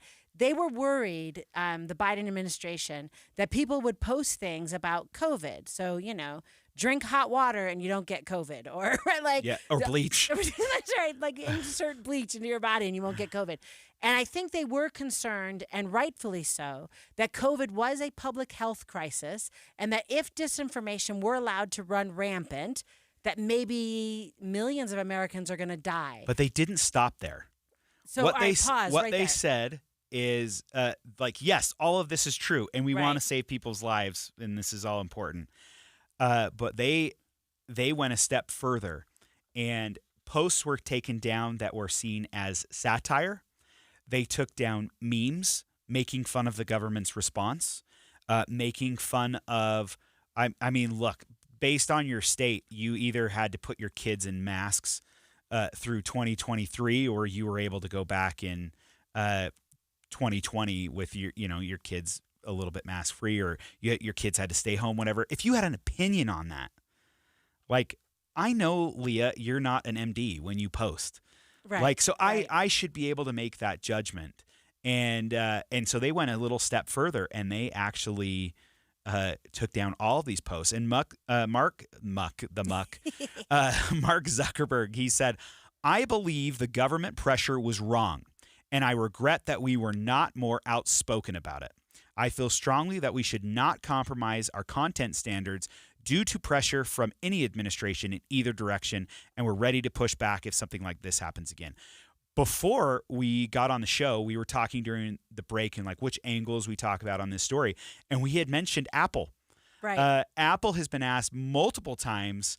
The San Bernardino shooter was probably the most famous. It's actually what I thought, right? You would think if any case was a test case for why you might say Apple should maybe turn information over to law enforcement. This guy was a Muslim extremist who killed a bunch of people working in a clinic. And Apple said no. Yeah. So guess what, big tech? You can push back, and the government can't do anything about it. So, they can, right? But a little bit, I'm like, to Zuckerberg, come on. What you folded, so you probably were complicit. It's kind of cute now, years later, to blame, But do you think there's a reason he did it now? We're right in the throes of an election. We're 60 days away. Why do it now? Don't you think it's because Google has now been found to be a monopolist, and maybe the government has figured out how to do mean things to big tech better? So Zuckerberg is trying to shore up support. Well, on the and if he Judiciary comes Committee. out with this now, does it make the DOJ go, do you really want us to go after them after we just sicked the FBI on them? That's right. So now they're going to have this kind of firewall between any administration. Yeah, maybe plausible, not deniability, but the ability to protect themselves. Yeah. I mean, the thing that bothers me is, one, the government should never have done it, but the government can't help it. So I'm just going to tell you, Adam, government always thinks it's in an emergency, and then they do all sorts of things that, right, we've talked about this where I'm like, they're here to help. Right, does this actually count as emergency? I'm not actually, like Reagan said, Yeah. the government tells you they're here to help is the scariest words in the English language because they can't help it. And he's not wrong, Mark Zuckerberg. Both sides, Republicans and Democrats, are always trying to tell us what to do. The answer is media and companies should respond and say, no, you don't get to tell us what disinformation is, right? You don't get to tell us what stories to pull down. Is that happening in Utah? Have you noticed that anywhere? Do college campuses do that? Or are they being told by the state or companies told by the state or the federal government, hey, you can't do this or can do this? Do you think there's pressure anywhere? Oh my gosh, all the time. And we talk about this like grants and aid to states out of the federal government, right? Yeah. So they're like, I'll give you money for your highway and your drinking age will be 21. So I want to be really, right? That's right. Let's be clear. So the answer is. But that's government to government. Yeah, but I think whenever you're applying for grants, does that make right. sense? Like you're mixing it up with this, that it happens. But the point is we need big tech to push back always and not wait 3 years to figure it out. Bingo. I totally agree. That was a really fun segment. I could talk about this all day. Government censorship. What a tiny topic. Stay with us on Inside Sources here on KSL News Radio. We're going to be talking about the Harris campaign boosting Dems' House chances. Stay with us.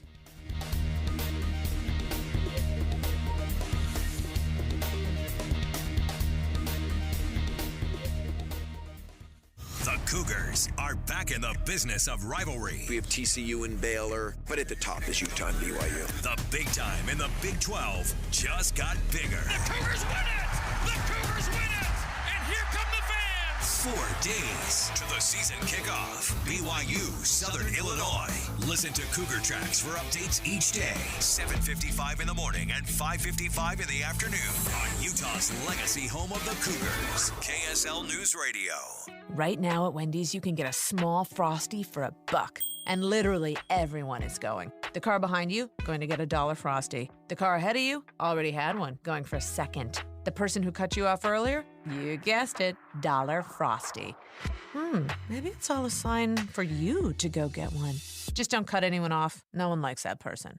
The iconic Frosty for $1, gotta be Wendy's. Limited time only at participating U.S. Wendy's. Not valid in a combo. Prices may be higher in Alaska, Hawaii, California, and via third-party delivery. The best things in life, they come in twos. 2 scoops of ice cream, 2 tacos. And now for a limited time, get our best deal of the year. Buy any phone when you switch to Consumer Cellular and get 2 months of service free. That's right, the same fast, reliable nationwide coverage as Big Wireless, now with 2 months free. Proof the best things in life really do come in twos. Visit consumercellular.com or call 1-888-FREEDOM. Second and third month of monthly base service fee waived for new customers with the purchase of a phone and activation by September 2nd, 2024. Taxes, fees, and third-party charges will apply. See website for additional details. Nearly 70% of Utah's land is controlled by the federal government, severely limiting Utah's ability to actively manage and protect our natural resources. Our families, businesses, and communities know there's a better way. Utahns have been good stewards of our public lands for generations. That's why we're asking each and every Utahn to get informed, speak up, and learn more at standforourland.utah.gov. Tim Jr. here from RGS Exteriors. Did you know that we offer 3 distinct styles of gutter protection? Each one meant to handle a specific leaf problem. You might not even know there are different styles of gutter protection, but there are. And if you pick the wrong one, it could be a huge waste of money. Now, the big gutter guard companies won't tell you this. They try to sell you a one-size-fits-all gutter guard. And it could be completely wrong for the amount and types of trees and leaves you have. Not RGS Exteriors. We understand which kind of leaf problem needs which kind of gutter guard. We'll do an in-depth evaluation to assess the types, locations, and numbers of trees in your yard. Based on that data, we match your home to the right gutter guard. So don't risk wasting money on the wrong gutter protection. For a free evaluation and estimate, call RGS Exteriors at 801-280-3110 or visit rgsexteriors.com. That's 801-280-3110 or rgsexteriors.com. Kids are back in the classroom, and at Central Bank, they understand the importance of forming good financial habits at an early age and encouraging kids to succeed in the classroom. Central Bank's Youth Smart Savings Account rewards students for great grades. Central Bank will reward your child grades 6 through 12 for every A or A- earned on each report card up to $32 per school year. They'll also match your child's opening deposit up to $20. And if earning a higher interest rate than a regular savings account isn't enough, they'll also let your youngsters choose from their treasure chest with each in-person savings deposit. Open a Youth Smart savings account for your child, teen, or grandchild and teach them to save early. Central Bank's Youth Smart Savings Account is the smartest, hardworking children's savings account around. Visit them online at cbutah.com or in person at one of their 12 Utah County locations. Additional terms and conditions may apply. Member FDIC, Equal Housing Lender. With the three things you need to know this hour, I'm Dan Bomas. First, 2 teens were involved in a rollover crash in Vernal. One teen died at the scene, the other seriously injured. Second, at the Pentagon briefing today, Major General Pat Ryder said Russian forces are scrambling in their own country. And third, Ogden police dismissing claims that their officers are pushed to issue citations to fill quotas. Right now, 85 degrees and sunny in Salt Lake City. Back to Inside Sources on KSL News Radio. Hear elevated conversation on crucial issues. Boyd Matheson on Inside Sources. Except it's not Boyd Matheson today because he is on holiday. You've got me, Leah Murray, alongside Adam Gardner, and we are having a lovely time. Thank you for joining the conversation with us. Adam, as maybe, one of the Democrats a few months ago, I will just share for all Democrats, kind of bummed out, right? Like Biden was the nominee and man, I was thinking this is going to be a complete wipeout and Republicans were pretty excited. Dude, they're going to win Let's everything. run against Biden all day long. And then, out of nowhere, lots of pressure on President Biden. He sees the light to step down. Kamala Harris He was told where the light was. Maybe. And to walk towards it. And walk towards it. Kamala Harris is the vice president. She becomes the nominee. And all of a sudden, it's like in movies, right? Like when all of the butterflies start and the flowers. And everyone who's a Democrat, I think, is super happy right now. And I don't think it's just a feeling. I think House Democratic leadership feels good. I think Senate Democratic leadership feels good. And to kind of get into this, we have with us Mike Lillis, a senior staff writer covering Congress for The Hill. Welcome to the show. Leah and Adam, thank you so much for having me. So, Mike, first of all, am I totally wrong? Is it more than a vibe, or is it the case that people in Congress are feeling good? Oh, it's no myth. There is no doubt that Kamala Harris has sent a bolt of energy through this party. As you mentioned, after that debate in June, it's hard to overstate how deflated they were. The mood was so gloomy in the Capitol after that. I mean, you couldn't even get Democrats to talk to you. The ones that did said, we're facing a bloodbath. It's not just going to be the White House. It's going to be the House. It's going to be the Senate. We don't have a chance with that guy at the top of the ticket. So in Chicago last week at the convention, I mean, it was just palpable. The energy was everywhere. It was actually, from a reporter standpoint, fairly boring to cover it because there was no tension. There just seemed to be this kind of legitimate rallying behind Kamala Harris, which was also just a sigh of relief that it wasn't Biden and they weren't going to have to defend him. So, no, it is a real phenomenon. Cracks will emerge as her policy positions come out, but as of right now, they are loving it. So you said as her policy positions come out. I kind of want to focus on that. Is the success of the Democrats, their feeling, it's based on personality with Kamala Harris or policy? Because we have her old policies from when she was, San Francisco DA, Attorney General, Senator from California. You can be incredibly liberal, progressive. Is she switching at all? We've seen her kind of change some of her policy positions on the border wall that just came out today. We've seen her position on fracking kind of change.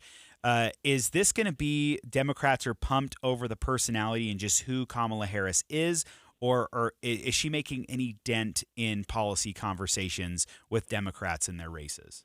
Well, again, it's a great question, and we're still trying to figure out what, Kamala Harris, the presidential candidate, is standing for and what she's promising if she does enter the White House, which, of course, is different than what she probably promised, running for AG in California, different than what she was promising and what she sponsored legislatively as a senator from a liberal state. And even, her track record on during the 2020 primary when she was running to the left of Biden and attacking him from the left, And then she, of course, for the past 4 years has been in the White House as vice president. So there is going to be inconsistencies because she was representing different constituencies at different moments in her public service career. And, Republicans see a real advantage in that because they can accuse her of flip-flopping all over the place. And there is particularly pointing back to the 2020 primary when she was far to the left, which she wanted to ban fracking. She was defending, the defund the police movement. She voiced leniency for border crossers. She voiced support for the George Floyd protesters and said that they shouldn't be criminalized. So all these things that are probably going to come back and haunt her in the final stretch towards November. But in the same breath, the Republicans are also saying, but we've only got 3 months to get that message out, and it's a really short window, so we're not sure we can do it. So there are advantages and disadvantages in the eyes of Republicans to having Kamala Harris at the top of the ticket for the Dems. Yeah, so talk to me, Mike, a little bit about confidence. So in your article I was reading, one of the people you talked to said, we expected Foley to lose like 20 seats.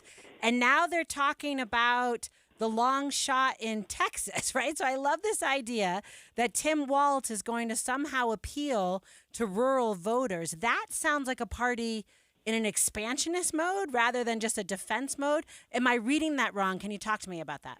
No, you're reading that correctly. They certainly see Tim Walz as being an enormous asset. That for years, for many cycles, there has been this criticism of Democrats as ignoring the Midwest, ignoring the middle of the country. They are the party of the coastal elites. Look at all their leaders. Right now it's Chuck Schumer and Hakeem Jeffries in the Senate and the House, both from New York.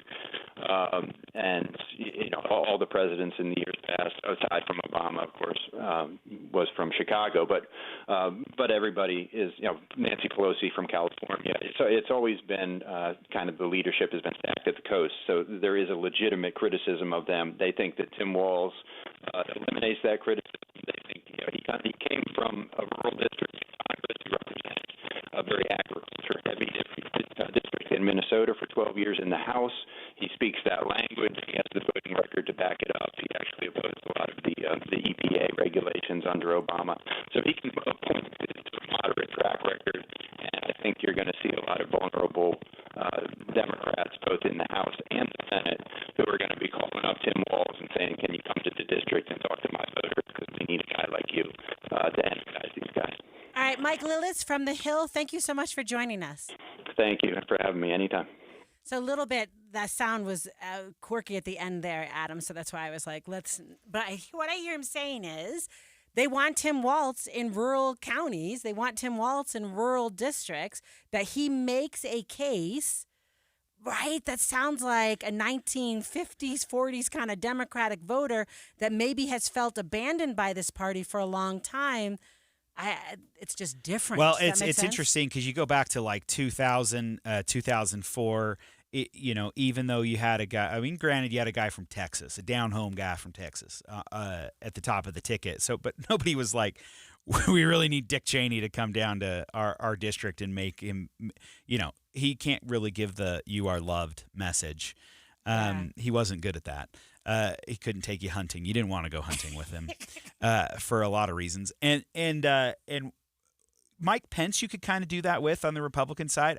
Hey, governor of Indiana, super bona fide Christian conservative, had that right message, born again, and could go to these places. And he was brought in to kind of soften the message of Trump. But with Walz, it's Governor Walz. It's interesting because he's not softening her message at all. He's kind of on a tear, like a bull in a china shop. When he comes onto the stage, he's like, everybody do the wave and let's go crazy. And I still love my guns, but I still believe in gun control. Like, I love the police, but I'm all for the George Floyd protesters. And so he's kind of trying. He's brought on to kind of play both sides a little bit, which I think was smart. Yeah. It was really smart.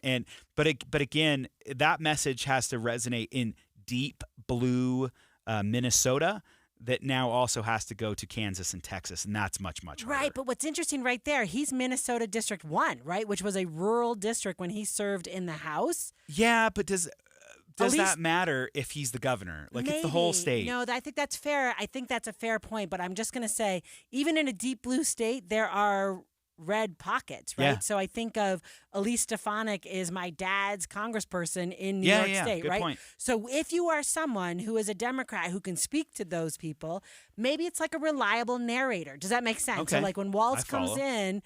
in a way that, I love how you're like, don't ever go hunting with Dick Cheney. But when Walz comes in, this guy doesn't have a 401k, right? And I'm someone who doesn't have a 401k. Maybe that's going to resonate just a bit. This is not financial advice, but you should Get a 401k. Yeah, right. All right. So stay with us. When we come back, let's have a conversation about another economic policy, which is rent price fixing. We'll get into it after the break.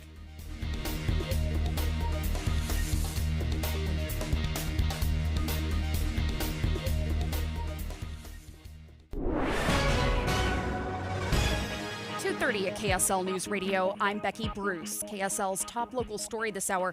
Corey Richens, the Park City mom accused of murdering her husband, will go to trial after 2 days of evidence were shown to a judge. KSL News Radio's Amy Kobe reports. Richens is accused of poisoning her husband with fentanyl in March 2022. Prosecutors also allege she tried to poison him several times before that. She then went on to write a children's book on grief. Richens sat calmly again today, dressed up in a dark blazer. She immediately pled not guilty to the charges against her. The trial is scheduled to start at the end of April of next year. Our top national story this hour from ABC News. The first rioter to breach the U.S. Capitol on January 6th has been sentenced. He was the first man to climb through a broken window at the Capitol. A police sergeant testified that Michael Sparks' entry into the building at that moment served as a green light for everybody behind him. A federal judge here in Washington has now sentenced the former factory supervisor from Kentucky to spend 53 months in prison, nearly 4.5 years, for his part in the riot. That's ABC's Stephen Portnoy reporting. A contractor at Hill Air Force Base now faces charges related to the January 6th attack. The FBI says Hal Ray Huddleston is accused of using a flagpole to push back against a police line and gain access to the building. He denies those accusations. Your money at this moment, the Dow up 10 points, the S&P 500 up 9, and the NASDAQ up 29. Coming up, a great day to do something outside. KSL weather is next. KSL News Time, 2:31.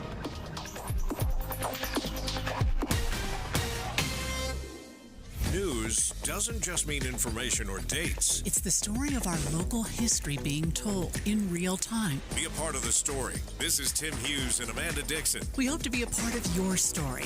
We have you covered on KSL News Radio. Get in zone, AutoZone. Welcome to AutoZone. What are you working on today? Using the Labor Day weekend to get some work done? We got you. Stop by any store to save on oil, fuel system cleaner, wipers, and more. Looking for an end of summer wash? We've got deals for that too. Don't want to leave the garage? Get same-day delivery on AutoZone.com. Do Labor Day your way by getting something done at AutoZone. Get in zone, AutoZone. Restrictions apply. The best things in life, they come in twos. 2 scoops of ice cream, 2 tacos. And now for a limited time, get our best deal of the year. Buy any phone when you switch to Consumer Cellular and get 2 months of service free. That's right, the same fast, reliable nationwide coverage as Big Wireless, now with 2 months free. Proof the best things in life really do come in twos. Visit consumercellular.com or call 1-888-FREEDOM. Second and third month of monthly base service fee waived for new customers with the purchase of a phone and activation by September 2nd, 2024. Taxes, fees, and third-party charges will apply. See website for additional details. I'm Dave Cawley, investigative journalist and host of the podcast Cold. In October of 1985, a woman named Cherie Warren left work at a busy Salt Lake City office to meet her estranged husband at a downtown auto dealership. She never made it home. Cherie's car surfaced weeks later in Las Vegas. In the parking lot of a hotel casino. No one knows how it got there. Strange. It was strange. Both Cherie's estranged husband and her boyfriend raised suspicion for investigators. I kind of thought that he might have done something. But no arrests were ever made. In Cold Season 3, we dig into double lives, make new connections in the case, and examine the difficulty raised by reasonable doubt. We want answers just as much as anyone else. They have creeps like that now too, so nothing's changed.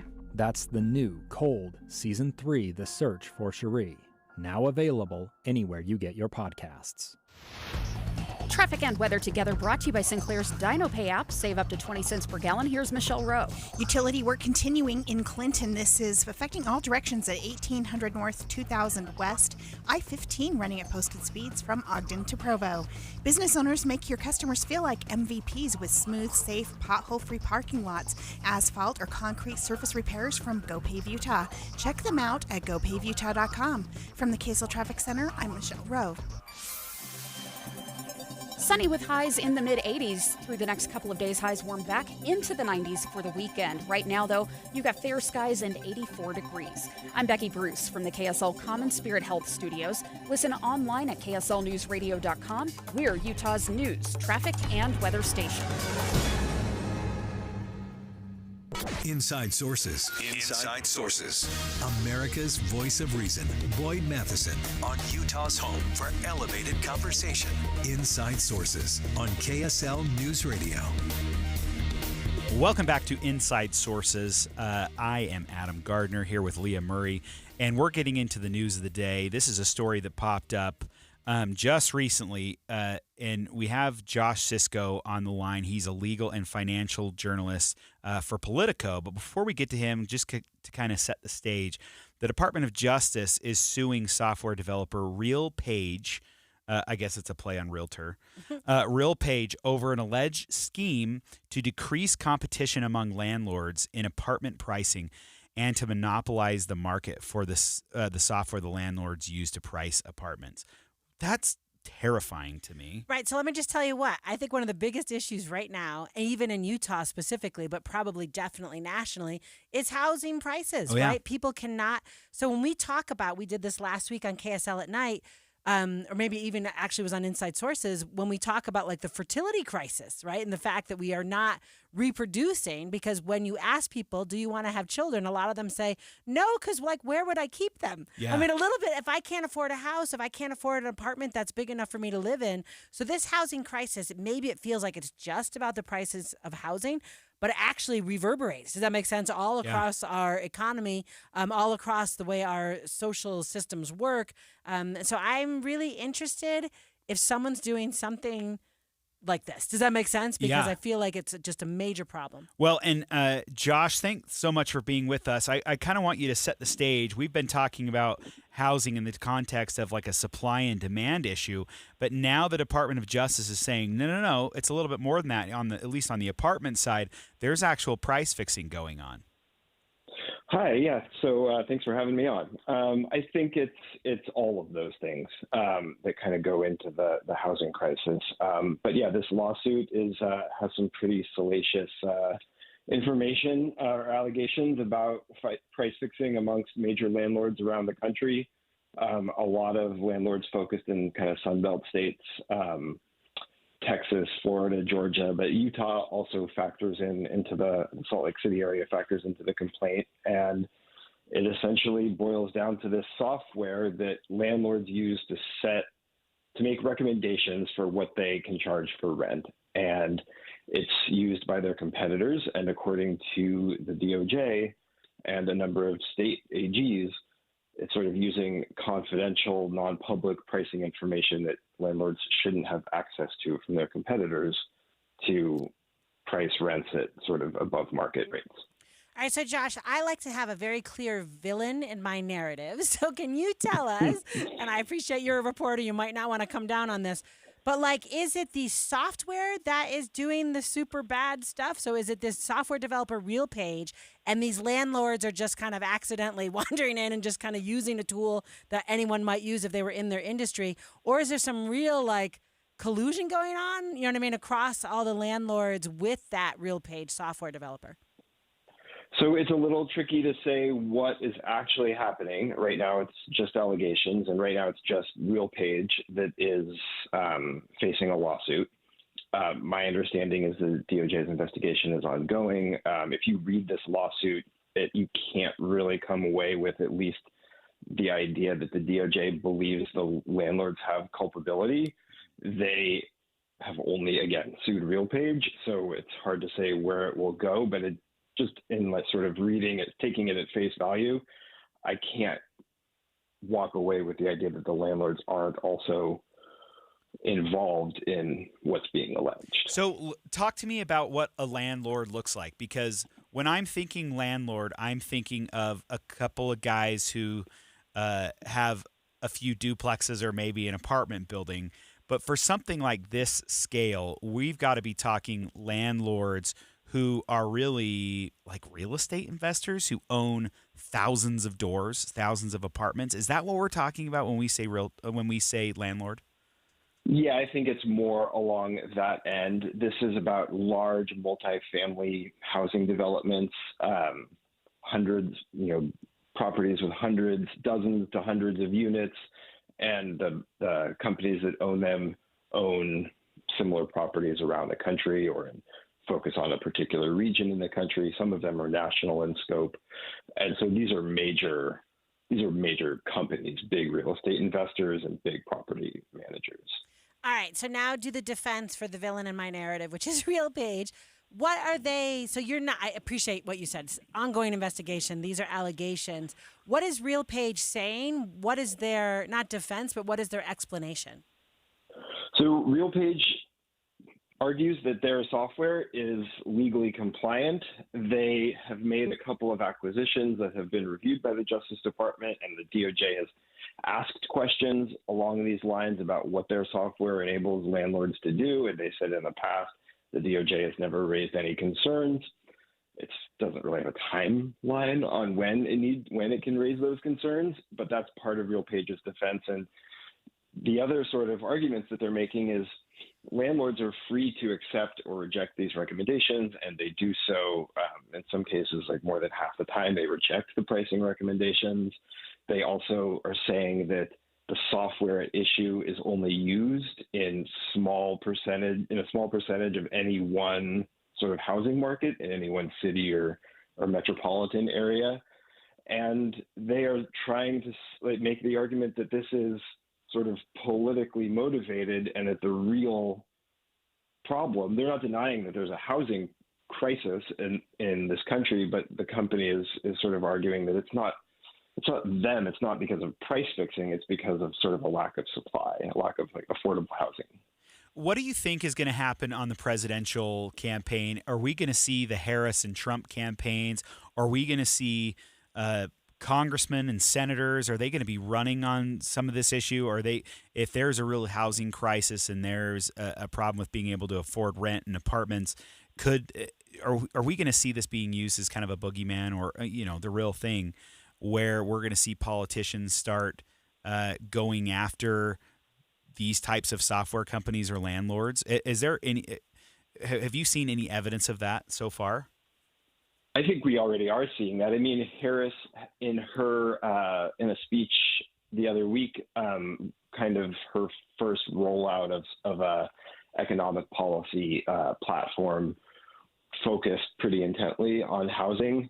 She mentioned price fixing software that enables price fixing. She meant there was a reference to these allegations. She didn't mention this case by name. Her focus was more on housing supply and what she wants to do to build more affordable homes. And there was a proposal to subsidize down payments for first-time home buyers. So she is already playing up the housing crisis. And I think it's going to be, the Trump campaign is going to have to respond. And I think it's going to be a big part of sort of the economic arguments that both campaigns are making. All right, Josh Sisco, legal and financial journalist, writing for Politico. Thank you so much for joining us today. Thanks so much for having me. So, Adam, I just kind of wanted to really quickly say to you, our other co-host and friend, Rusty Cannon, and I have had a number of conversations about price fixing, but from the government side, right? So that's called rent control, right? Yeah. So when you basically go, and that's part of the Harris policy that Josh just referenced there, is to do some kind of price fixing on corporate landlords that have 50 or more units. They shouldn't be allowed to price and change their prices in over 2 years. And Rusty has problems with it. And we talked about Argentina, where they had serious price fixing, which kind of led to major shifts in the supply and demand of housing in that country.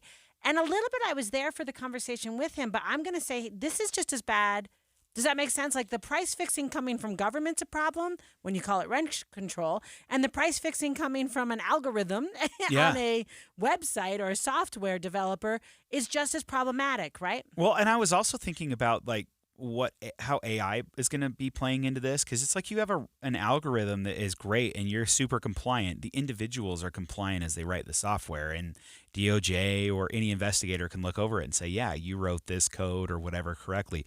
When you have AI, any type of artificial intelligence, machine learning, when it's now saying like, I could get a better comparable if I compared these markets and took this information from this landlord, and like, how do you stop that? How do you write these rules to anticipate some of these problems? I feel like we've seen that film before, Sure. right? And the ending is never good It's when never AI is good. in charge. And anyway, I really think that this is kind of a landmark case, in my opinion. And I don't know, the Biden administration has gone after monopoly power lately with Google and Amazon, Apple, Ticketmaster, and a host of other types of companies, food, chemical, whatever. And this reporter that we just spoke to, he makes a great case in Politico. And so where do we go from here? It's going to be interesting to see if this case won't close before the election. It'll be interesting to see what new administration does with this information. That's right. Stay with us here as we continue our conversation about the DNC and the RNC under the headline Moments. Stay with us on Inside Sources.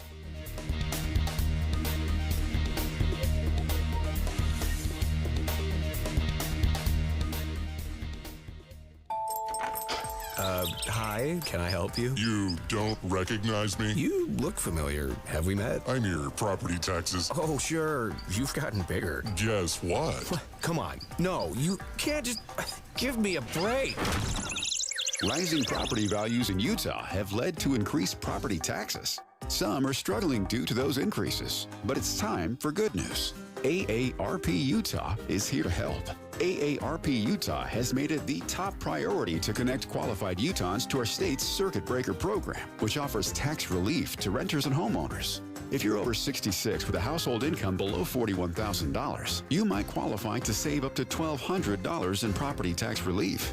Don't miss out. The deadline to apply for homeowners is September 1st. For more information and to see if you qualify for up to $1,200 in property tax relief, visit aarp.org/UT. That's aarp.org/UT. This Friday, join KSL News Radio and NPS from 10 to 1 as the movie show stops by. Then, browse and uncover what makes NPS so great. With 4 locations, NPS takes a new inventory every day. Then, they check all competitors' retail pricing before marking items down 20 to 70% off. You're invited to visit the movie show this Friday from 10 to 1. And that's the first step to discovering NPS. Visit npsstore.com to begin your own NPS adventure. npsstore.com. When might you be buzzed? When you suddenly love everything. You guys, I love this song. I love these nachos. I love our kickball league. Ugh! I love this guy. What's your name? You know what I'd love? A ride when it's time to head out. If you see a buzzed warning sign, call for a ride when it's time to go home. Buzz driving is drunk driving. A message from NHTSA and the Ad Council. I love your car. Is this real leather? Whether you own a local business or a global one, you know that these days, generating growth is a challenge. By teaming with Bank of America, you'll not just stay ahead of the curve, you'll move it. With access to experts, award-winning insights, and business solutions so powerful, you'll make every move matter, locally and globally. Visit bankofamerica.com/banking for business to learn more. What would you like the power to do? Copyright 2024 Bank of America N.A. It is back to school time and a great time for you to set a good example for your kids. Yeah. And I'm talking to myself here too, because for years I used to eat, I was just addicted to chips and all kinds of other things that kept 40 extra pounds on me for most of my adult life. But then I started Soda Weight Loss, and I showed my kids you can eat healthy and still be happy, still eat the foods you like and lose weight and be healthier. This is Nick. If you stick with this program, I promise you will lose weight. And this is coming from somebody that I couldn't even barely walk when I started this. How many pounds I was carrying was hurting my knees and my back. I have to say that I'm a true believer of this. I'm I'm a true believer too, Tim. Yeah, and so is my daughter who lost 42 pounds. It's so much more, and how many times have we said this, than just those numbers on the scale. The weight really keeps you from doing the things you want to do in life, and you're not as hungry either. Go to SotaWeightLoss.com right now. Click on the Request a Nutritionist callback, and within minutes, they'll be on the phone to get you started. SotaWeightLoss.com, spelled S-O-T-A, and it stands for State of the Art. You know, it's hard to believe that Dee and I have now been living in our new house for about 9 years now. You know, the thing that has really surprised me is how many appliances we have had to have work on and even replace. You know, the one that we haven't replaced, haven't done any work on at all, have not had a minute's trouble with, it's the Connecticut soft water system. And it's so interesting because when we were building the home, the builder said, okay, well, what do you want for a water softener? And I just interrupted. I said, wait, we're going to go with Connecticut. And they just smiled at me like, yeah, we know about Connecticut.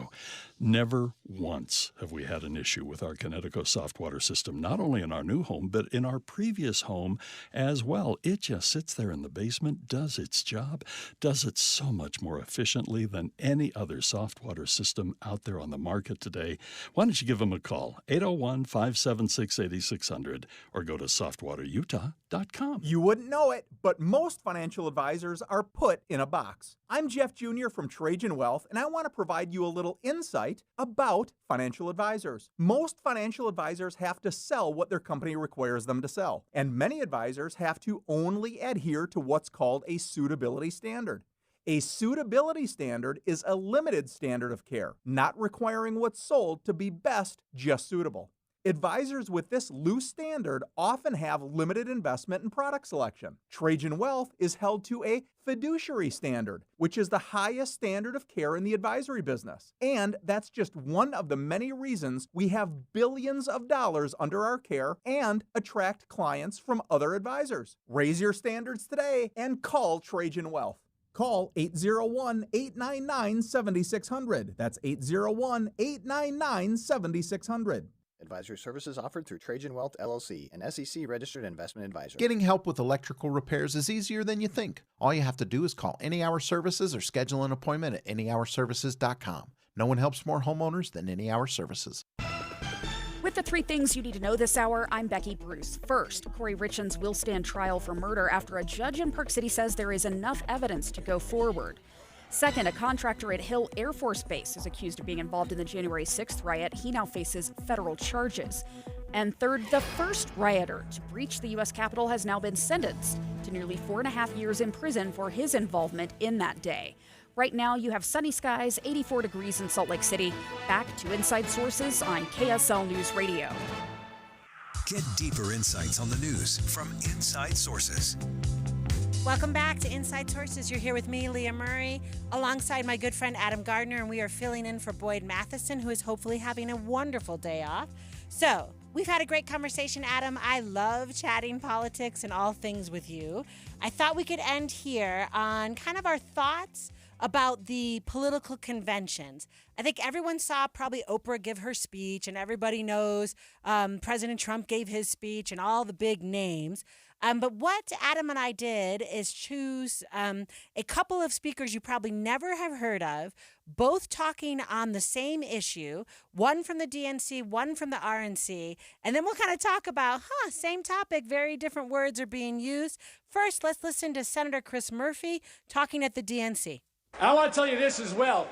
Donald Trump's allies weren't just in the room. They helped us write the whole bill. It was a bipartisan bill. It was a tough bill. Trump killed that bill, and he did it because he knew that if we fixed the border, he'd lose his ability to divide us. Kamala Harris knows that we can be a nation of proud immigrants and a nation of strong immigration laws. All right, so that is Senator Chris Murphy talking about border security and the former president's opposition to it earlier this year. Let's listen to a different take on border security over at the RNC. I began my career as a Border Patrol agent in 1984. After 34 years, I became the first director of Immigration and Customs Enforcement, ICE, that actually came up through the ranks. I've worked for 6 presidents, starting with Ronald Reagan. Every president I've worked for said they're going to secure the border. President Trump actually did it. He created the most secure border in our history, and that's a stone cold fact. I love that. A stone cold fact, Adam Gardner. So that last one was, and I didn't set him up well, and I do apologize. Tom Homan, who was a former director of ICE, as you heard him saying, for 6 presidents, and he says that Trump is the only one who actually secured the border. So I'm going to ask you, Adam, if you were, like, how do I say, on the issue of the border, which I think there's a lot of agreement that it's a hot mess, right? A little bit, I think that is a valence issue in our politics. But these are 2 different, how do I say, versions of reality, right? Yeah. Does that make sense? That what the Democrat was saying is Trump's actually messing these things up and Kamala Harris is actually going to fix it. And the Tom Homan over there at the RNC is saying Trump is stone cold fact, the only one who could fix it. Well, and Tom Homan, if you remember, he went viral a couple of years ago when he was in office because he was going against Alexandria Ocasio-Cortez from New York. She was asking him some pretty pointed questions about you're arresting the parents of these kids who are coming over illegally crossing the border. And he was explaining they were getting in an argument over what the law really says, what it means, what you're allowed to do. And so he kind of went viral. And that was actually the first time that I actually knew who this guy was. And so because of that, he's kind of gone up in the ranks of very loyal Trump supporters who I would assume wants his job back or could even be a DHS secretary under a new Trump administration. So he's definitely one to watch. Chris Murphy was the way he handled it was really interesting because he knows they are getting beat up on the border. Kamala Harris was the previous border czar, and she's getting beat up on this issue. And so he was trying to add some context. So about 3 years into the administration, they were asking, the administration, the Biden-Harris administration was asking for more money for Ukraine and for Israel. And Republicans had acquiesced to those requests 3 or 4 different times and said, you know what, this time we're not going to just give you money for Ukraine. We are sick of the illegal immigration pouring across the border. We want you to do something about it. And so the administration called their bluff and said, okay, we'll sit down and we'll write something. And so multiple Republicans and Democrats sat in a room and wrote a pretty comprehensive bill. Even the Border Patrol, the Border Patrol Union, who hates Joe Biden, they were on board with it. And they said, hey, this gives us a lot of tools that we don't have currently, and this is a good first step. Let's do it. Yeah. President Trump sent the message kind of loud and clear. Do not pass this bill. We do not want anything getting fixed until I'm back in, because he wants people to remember that his executive orders and his stay in Mexico policy lowered illegal immigration into the country, and those were all overturned with the Biden administration. So it's interesting when you say the words that were used. Yeah. Nobody in the Democratic convention said the wall. Right. Nobody talked about the wall. Nobody talked about illegal aliens or an invasion or anything like that. But the Republicans talked about it a lot. Yeah, no, I love that. It's like a tale of 2 policies. Does that make sense in how we talk about it? So if you are the Democrats, you want us talking about the story you just told, that Trump scuttled this bill. If you're the Republicans, you want to talk about, right, the fact that his stay in place policy worked. I was thinking just along another line of this, Adam. So DNC speakers, mostly like the word counts for the DNC speakers, abortion was the biggest word.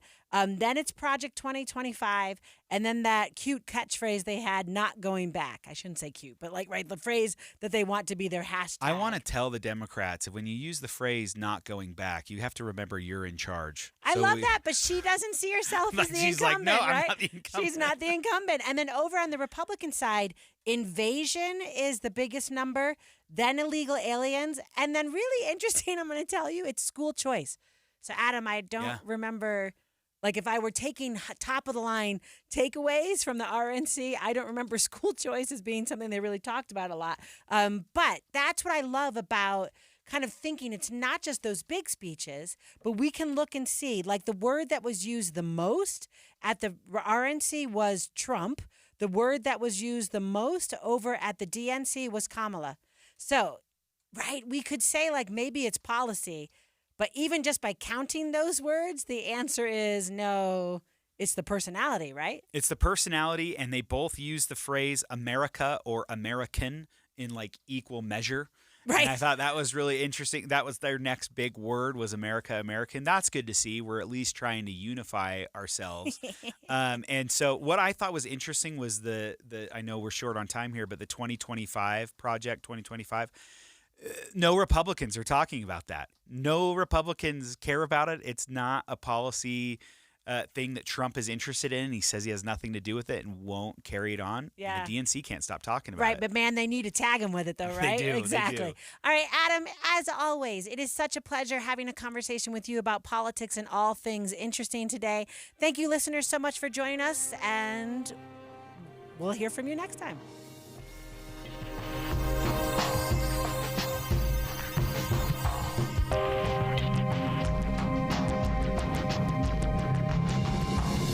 KSL FM Midvale. KSL Salt Lake City. From the KSL Common Spirit Health Studios, this is KSL News Radio. Utah's news, traffic, and weather station. Good afternoon, 3 o'clock at KSL News Radio. I'm Jeff Kaplan, 86 degrees. KSL's top story. Davis County is trying to figure out how to keep homeless people warm this winter without a shelter. KSL News Radio's Amy Kobabe is live with the details. Amy? Jeff, Davis County commissioners heard from dozens of people this afternoon about something that wasn't even on the agenda. Most people were worried about a possible homeless shelter being built in the county. County commissioners say a new state law requires them to have a plan for housing the homeless, especially during the winter months. A county task force had a plan to house people on a bus on the coldest nights, but that was rejected by the state. Now, at the same time, a private nonprofit has bought a property in North Salt Lake for a homeless shelter. Not totally clear yet if that would even be approved. County Commissioner Bob Stevenson says they may consider helping to fund that shelter if the state approves it. If the state steps in and says this will go there, and we don't have any choice, you have no choice, we have no choice, that's when we do want to figure out whether or not we should be part of the funding, because of the fact of if we aren't, then nobody has control. Many people in the meeting today expressed frustration with the process, saying this